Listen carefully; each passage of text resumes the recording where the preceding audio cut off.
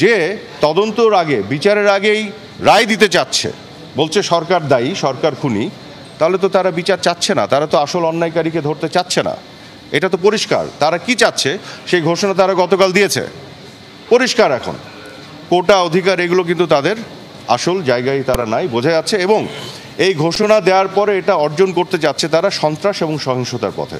যদি তা না হয় তাহলে কেন বঙ্গবন্ধু মেডিকেল বিশ্ববিদ্যালয় আক্রমণ করতে হবে? দেখেন, এখানে তারা সন্ত্রাসীদের দ্বারা এই যে আন্দোলনকারীর নামে সন্ত্রাস করে যে ঢুকেছে, তারা প্রতিহত শিকার হয়েছে। ওখানে কিন্তু সাধারণ মানুষ যারা স্টাফ তারা প্রতিহত করেছে। এখন কিন্তু সাধারণ মানুষ সন্ত্রাসীদের বিপক্ষে জাগছে এবং জাগবে, এটাই বাস্তবতা। দেশে একটা সুস্থ গণতান্ত্রিক পরিবেশ এবং সুস্থ ডিসিপ্লিন যদি থাকে, তাহলেই বিচার কার্য থেকে শুরু করে সব ধরনের যে যা যা দাবি আছে, যে বিষয়গুলি আছে, সমাধান করা যায়। কিন্তু আপনি কেওয়াস তৈরি করে সন্ত্রাস সহিংসতার মাধ্যমে কিছু করতে পারবেন না। তো আমরা ধৈর্য ধরেছি, আমরা এখনও ধরতে চাই। আওয়ামী লীগের গোটা বাংলাদেশে নেতা কর্মী যারা বিভিন্ন অঙ্গসংগঠনের প্রচুর আছে, অনেক জনসমর্থন, সাধারণ মানুষকে ডাক দিলে, বঙ্গবন্ধু কন্যা ডাক দিলে তারাও রাস্তায় নামবে। কিন্তু আমরা কিন্তু সংঘাত এড়ানোর জন্য আমরা আলোচনার দরজা খোলা রেখেছি, আমরা সংঘাতে যেতে চাচ্ছি না। কিন্তু একই সাথে এটা বলতে চাই যে সন্ত্রাসীরা সন্ত্রাস করলে আইনের প্রয়োগও ঘটাতে হবে। আপনারা দেখেছেন ইভেন সাউথ পোর্ট, ব্রিটেনে কিছুদিন আগে সাউথ পোর্টের যে সংঘাত হয়েছে একটা গুজবের উপর ভিত্তি করে, এটিও বলে রাখি, এই গুজবের দ্বারা আক্রান্ত গোটা পৃথিবী। তারা কিন্তু নিজেরাই বলছে, ইউকে বলছে গুজবের উপর ভিত্তি করে ক্লাশ হয়েছে। তার প্রধানমন্ত্রী কি বলেছে? বলেছে the rioters will face the full force of law. তো তারা তো এই কথা বলছে, এটা মানে কি যারা রায়ট করছে, সংঘাত সহিংসতা করছে, তারা আইনের পূর্ণাঙ্গ দমন তাদের উপরে করা হবে, এই কথা তো তারাও বলছে, গোটা দুনিয়াতে তাই বলে। এখন আমাদেরও কথা হচ্ছে আইনের প্রয়োগ হবে এবং সন্ত্রাসকে দমন করব। আমরা আন্দোলনকারী বা যারা দাবি জানাচ্ছে বা সাধারণ নাগরিক যারা, এটুকু বলে রাখি, তাদের যে আবেগ অনুভূতি এই মৃত্যুগুলো এবং হতাহতগুলোকে নিয়ে এবং বিচারের যে দাবি, সেই স্পিরিটের সাথে আমরা একমত, এগুলোকে আমরা শ্রদ্ধা করি।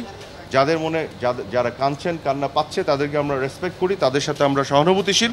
কিন্তু একই সাথে এটা আমরা মনে করি আলাপ আলোচনা মাধ্যমে শান্তিপূর্ণভাবে সমাধান করতে চাই। অশান্তি সৃষ্টি করা হলে সেটা শক্ত হাতে দমন করা হবে, আইনের মাধ্যমে আইন প্রয়োগ করা হবে।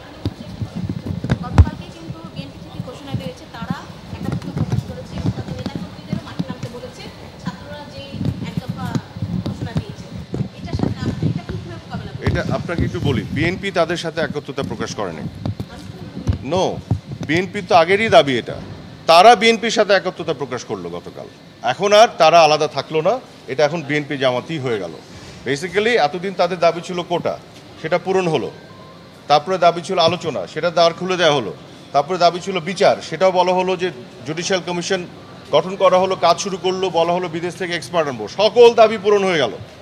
তারপরও এখন হচ্ছে এক দফার দাবি, মানে ওখানে তারা যেতেই যাবে। এখন তারা বরং বিএনপি জামাতের সাথে একত্রতা প্রকাশ করে তাদের নিজস্ব আইডেন্টিটি, এটাকে তারা ডিজলভ করে এখন আমরা আবার সেই 28 অক্টোবর নির্বাচনের আগে যাদের মোকাবেলা করছিলাম তারাই সামনে চলে আসলো। কাজে এটা এখন পিওর জনগণ এবং মানুষের বা ছাত্রদের অধিকারের জায়গায় থাকলো না, সেই অধিকার পূর্ণ হয়েছে, সেই অধিকারকে সরকার অ্যাড্রেস করেছে, সেগুলোকে দাবি মেনে নেওয়া হয়েছে। এখন এটা হলো বিএনপি জামাতের যে সংঘাত এবং আমাদের আওয়ামী লীগের প্রতি রাজনৈতিকভাবে যে চ্যালেঞ্জ, তার মধ্যে যে সন্ত্রাস তারা করে, এটাকে রাজনৈতিকভাবেই আমরা মোকাবেলা করব। আইনের প্রয়োগ বলতে আপনি কি বুঝেন? সেটাই কিয়ার স্টারমার যেটা বলেছে, rioters will face the full force of law, ওইটা একটু পড়ে দেখেন, ওইটাকে ফলো করব। ব্রিটিশ প্রধানমন্ত্রী যা বলেছে আমরা এটাই ফলো করব।